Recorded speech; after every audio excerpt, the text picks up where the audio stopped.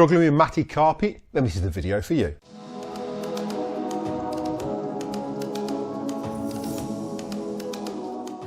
Now don't forget everything using the video today. There are links in the description below for the best place to get those Kirby products. Make sure you check those out at the end of this video. Hi Kirby fans, so today we're going to be looking at matted carpet. Now over time when you vacuumed your carpet, it's still going to be matted even though you've got all that dirt out. Now there is one way to fix that and you have got the perfect tool in your Kirby system. So this is an issue I wanted to address, and you may be wondering why I've got the Classic 3 and the G6 next to me. Purely because a lot of people are messaging me about the Carpet Fluffer. Now Kirby used to introduce the Carpet Fluffer with the early models, and now this went up to the Legend 2. There was a separate attachment and it was a Carpet Fluffer, but the issue was with that, what you also had was it did double up as a floor waxer. Now you can get a floor waxer for the generations up until the G7.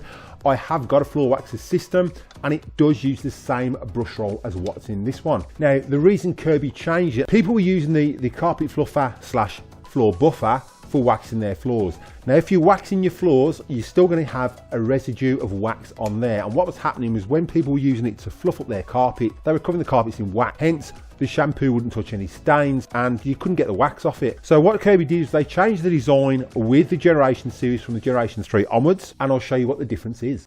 Right, so here we've got the Carpet Fluffer and floor waxer for the early Kirbys, and then on the right we've got the floor polisher and waxer for the late generations up until the G7. So you can see the brush rolls on these are exactly the same texture.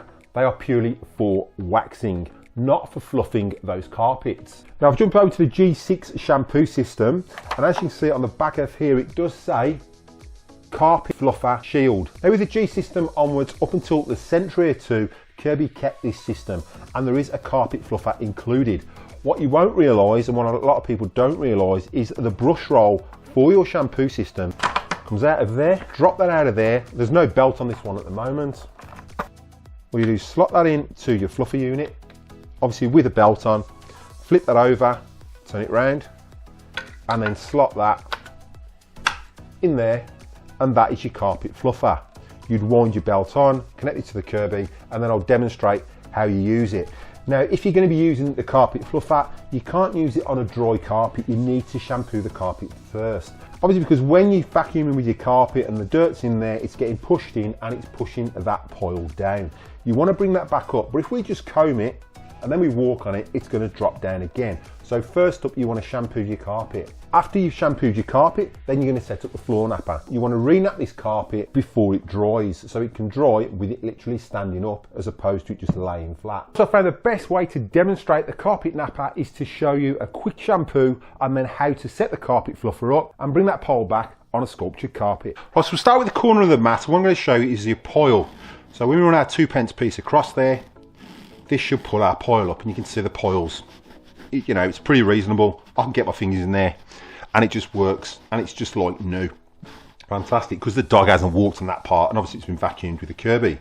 As we go over to the middle section, you'll see it's all trodden down. Right, so now you can see the middle section. We'll grab our 2p coin again and you can see the pile. I can't get my fingers in there as easy as I could on the corner. This hasn't been shampooed for at least 12 months. It's just been vacuumed and that's it. So we've got a lot of grime in there. Now make sure your Kirby's in neutral before you start the shampoo system. If you're using the Diamond Edition, make sure you've got the switch forward in high speed mode.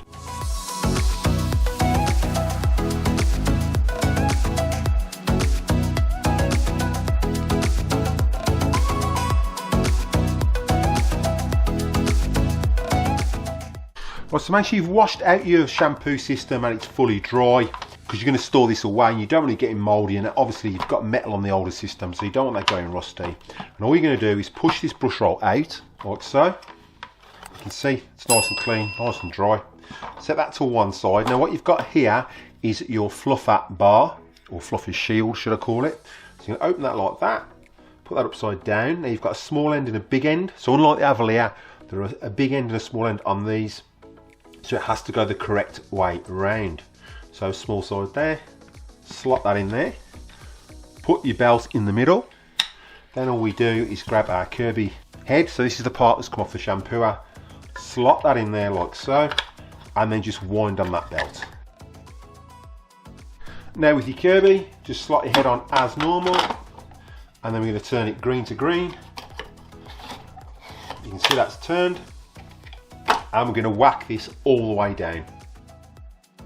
Okay, so now the carpet fluff is installed. Don't install your bag because the carpet will still be moist and you don't want any moisture being sucked up into the Kirby. So we've still got our shampoo system connected, so just a bottle, and then make sure you turn that to the off position so it's not going to blow anything out or any excess water out through the filter which is placed here. Now that's ready to start fluffing. So again, just check which way the pole's going. You can use a coin or your finger. Obviously we've been shampooing that way and we know the nap goes this way. You can check it with a coin. Because this is brush roll is going to turn, you don't need the tech drive on, it will pull itself forward, but it will raise the nap if you've got it the correct way. One way it will raise it, another way it will flatten it. So double check that the nap raises this way, and then that's the way you're going to run the Kirby.